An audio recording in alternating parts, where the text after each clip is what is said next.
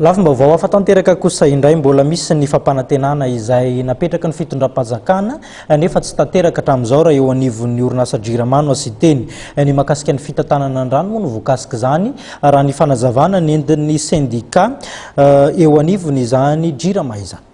Ny sitonany sain'ny fitondram-panjakana ny syndicat autonome des travailleurs na SAT JIRAMA mikasika ireo fanarahana izay ny mantomatesana kanefa mbola tsy tanteraka hatramin'izao. Voafaritra ao anatin'ny fehi-kevitra izay nivoatra nandritra ny congrès national ny SAT JIRAMA izay nitotosaina nandritra ny 2 andro tetsy amin'ny espace Orion etsy Akadidratombo ny mikasika izany fitakiana izany. Nisy zavatra nitakina tao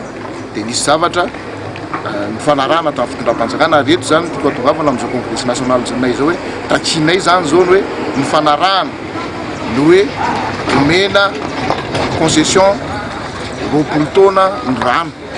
ho an'ny JIRAMA zany ndo 67 centre d'exploitation rano manerana Madagasikara.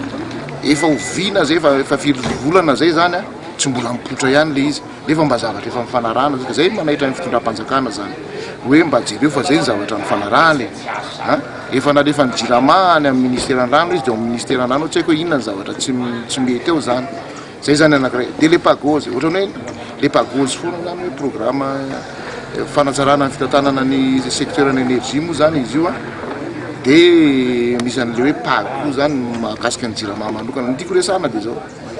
resaka fitantanana zany tsisy zay tsy mahay ozy le olona anankiray zay hoe rehefa betsaka ny vola mivoaka no vola miditra dia fahity io fa ninninona expert alefanao eo rehefa tsy zay aloha ny vaovà tsisy fampandrosoana ho azo ny JIRAMA zany mba jereo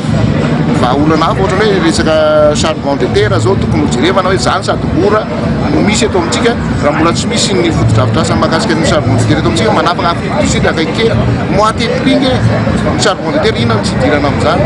Nilaza Andriamatoa Ajamaminirinina izay voafidy ho filoha nasionaly hitatana ny SAT JIRAMA mandritra ny 4 taona nandritra ity congrès ity fa raha tanteraka ny fametrahana centrale mpamokatra herinaratra mandeha amin'ny Arona Voajanahary dia 5 taona dia tafarina ny JIRAMA ary 10 taona kosa dia afaka mampiasa vola manangana centrale vaovao. Ny laharam-pamehana napetraka tokoa